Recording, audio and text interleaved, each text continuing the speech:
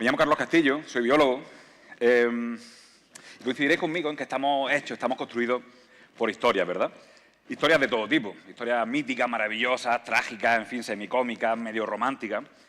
La que os contaré hoy será la historia de una servilleta. Pero no una servilleta cualquiera, no una servilleta de esta de andar por casa, una servilleta de las que son capaces de cambiar las cosas, de cambiar el mundo o al menos parte de mi mundo. La servilleta en cuestión es esta, la servilleta del sitio probablemente con más solera, o más cutre, como queramos decirlo, de mi pueblo, de Mengíbar.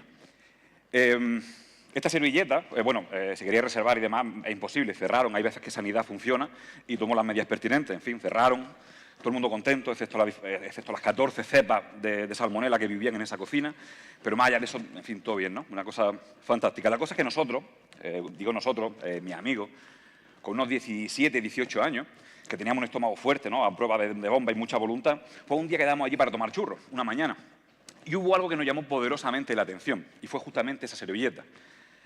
Justamente esa torre, que forma parte del único skyline de Mengíbar, ¿no?, una torre árabe de 25 metros de altura, fantástica, y alrededor de ella volando claramente unos pájaros. Eso fue lo que nos dejó un poco fuera de juego, porque realmente conocíamos perfectamente bien la torre, pero no conocíamos qué hacían esos pájaros ahí. Sabíamos que enfrente había cigüeñas, que a veces se posaban unas palomas, pero esos pájaros. Y comenzamos a preguntarle a la gente, sobre todo a la gente mayor, y todos coincidían en algo clave. Esos pájaros eran aguilillas, eran cernícalos primillas. ¿Ven? ¿Pero qué son los cernícalos primillas? Los cernícalos primillas son eso, son un halcón pequeñito, uno de los halcones más pequeños de Europa, con eso que en ciencia llaman dimorfismo sexual, es decir, una diferencia clara entre el macho y la hembra. Un macho mucho más pequeñito, más estilizado, con ese casco azul precioso. Y una hembra, pues, algo más rotunda, más robusta, con ese plumaje barrado tan característico. La cosa es que en Mengíbar, durante muchísimo tiempo, hubo cernícalos primillas. Pero en 1982 el ayuntamiento decide llevar a cabo una restauración, tapa las grietas, los agujeros, los mechinales, donde criaban casi 40 parejas de cernícalos primillas, una de las poblaciones más importantes de Andalucía Oriental. Y de la noche a la mañana, aquella servilleta que unía esos dos patrimonios, ese patrimonio natural en forma de cernícalo primilla y ese patrimonio artístico en forma de torre árabe del siglo XIII, esa comunión desaparece.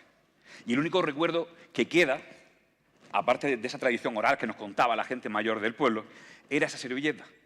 Así que nosotros, que teníamos el conocimiento justo para echar el día, que éramos un clan maravilloso formado, en fin, por uno que cortaba jamón, el otro era electricista, os podéis imaginar el equipo A, ¿no?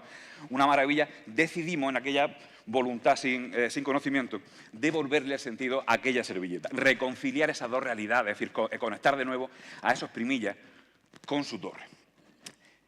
Así que decidimos algo muy sencillo, nos planteamos algo muy básico. Si los primillas se han ido porque han perdido su casa, pues si les ponemos un nido, volverán, algo básico.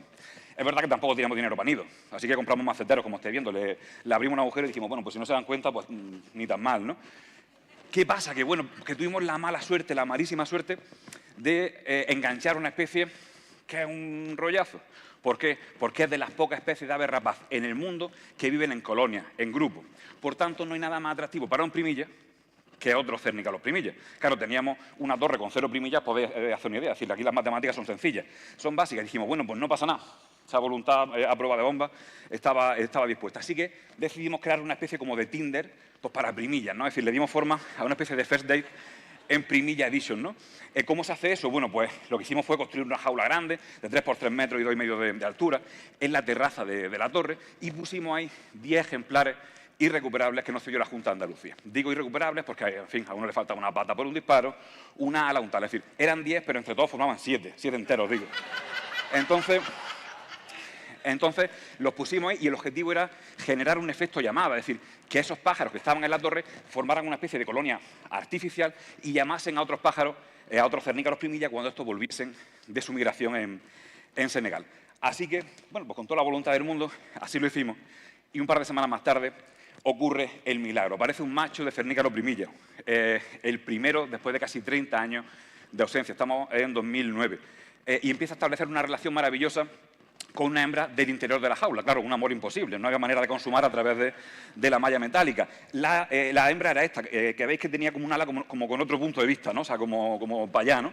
Ese ala que un poco afuncional. Entonces, bueno, pues aquella relación maravillosa duró como unos unas 2 semanas, en fin, lo que tardó el macho en darse cuenta que aquello no tenía futuro, y él se emparejó con una hembra salvaje, pues sacaron adelante a 5 pollitos, y fue fantástico, fue maravilloso. Al año siguiente hubo 2 parejas, duplicamos la población, éxito rotundo, de 1 a 2, o sea, una cosa como no se ha visto en otro sitio y demás. ¿Pero qué pasó? Bueno, al año siguiente hubo 5 parejas, pero en 2011 ocurre algo tremebundo, y es que hay elecciones en mi pueblo. Algo que en Corea del Norte pues no se ahorran, pues nosotros seguimos manteniendo esas costumbres, y ahí hubo elecciones, y entonces hubo un cambio de gobierno. Y en ese cambio de gobierno deciden eliminar cualquier cosa que hubieran hecho equipos anteriores. Y una de esas cosas era el proyecto de reintroducción del cernícalo-primilla en Mengíbar. Claro, ellos no podían eliminarlo de manera bruta, de manera directa. ¿Por qué? Porque habíamos trabajado mucho la parte social, habíamos trabajado mucho en colegios, con asociaciones y demás. Por tanto, sabían que teníamos un respaldo social importante. Pero ellos podían hacer algo que a los políticos se les da muy bien, y es hacerte perder el tiempo, ¿no? Entonces, ellos, como sabían que los primillas volvían en enero o febrero, dijeron, bueno, pues esperamos para darle una respuesta, y entonces ya no tienen tiempo y el problema es suyo. ¿Qué pasó? Que efectivamente nos dijeron, vale, pues quitar las jaulas y ponéis unos nidos el 20 y tantos de diciembre. Una pena. Si los pájaros venían en enero, no teníamos dinero ni nada que se le pareciese, os podéis imaginar la historia. No teníamos dinero, es verdad, pero teníamos el arma definitiva. No un arma, el arma definitiva. Una burra. No sé si tenéis burra en vuestra casa, nosotros sí. Se llamaba Salerosa. La habíamos rescatado de un pueblo de Granada que se llama Caniles, en una situación trágica y lamentable. Esto fue en su bautizo, laico, por supuesto. Y lo que hicimos con ella es que hicimos una inversión, porque somos gente de taco, nos gusta gastar dinero, por lo menos 4 o 5 euros gastamos. No dio igual. Dijimos 4 o 5 euros y que sea lo que el Señor quiera. Y le compramos una tela y se la pusimos encima de la burra y empezamos a vender lotería. Claro, os podéis hacer una idea cómo estaría el diario Jaén que el día 30 de diciembre de 2011 fuimos portada. ¿Cómo estaría la cosa de noticias? Para que una burra fuera la portada, ¿no? La cosa es que la gente se puso loca. Era bastante atractivo, ¿no?, a nivel científico ver cómo la gente le pasaba el décimo por la frente a la burra como si fuera la Virgen de Lourdes. Hay que decir que nunca tocó nada, 0 euros. En fin, bueno, esto también le dio mucho pábulo a los periodistas, ¿no?, que empezaron a darle forma a titulares maravillosos. Salerosa se cita con el gordo, ¿no?, que es un guiño ahí maravilloso. Cosas finas, ¿no?, cosas fantásticas.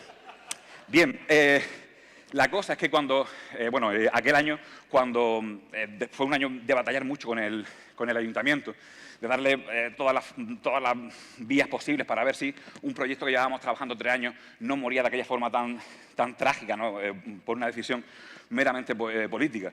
Pues claro, al final llegamos, vendimos toda esa lotería en apenas una semana, colocamos los nidos. Y aquel año, para demostrar casi que los proyectos, cuando merecen la pena, al final acaban saliendo, acaban encontrando la manera para tomar cuerpo. Aquel año, en lugar de las 5 parejas que hubo el año anterior, en 2011, aquel año hubo 9 parejas criando en una torre que cada vez más se parecía a esa torre de la servilleta. Cuando pasó el tiempo nos fuimos dando cuenta de algo clave, ¿no? Y es que esto no era un proyecto de biología de la conservación, esto no era un proyecto de reintroducción, que sí, por supuesto, tenía su protocolo, de sus palabras técnicas en inglés, su hacking, su crianza campestre, sus tiempos de liberación, su alimentación X o Y. Este sencillamente era un proyecto que demostraba que, por pequeño que sea, por muy alejado de ser un doctor o un catedrático de mucho renombre, puede hacer las cosas, puede marcar una diferencia maravillosa, fantástica. Y nos dimos cuenta con el tiempo que esto era un proyecto que podía estimular a la gente. Nos dimos cuenta que básicamente, sin saberlo, le estábamos dando forma a esa respuesta que queríamos poder dar cuando quizás el día de mañana nuestros hijos, si los tenemos, o nuestras hijas nos pregunten, oye, papá, ¿y tú qué hiciste, no? Pues seguramente sea el momento clave para decirle, oye, siéntate, que te voy a contar cómo se cambian las cosas con una servilleta. Muchas gracias.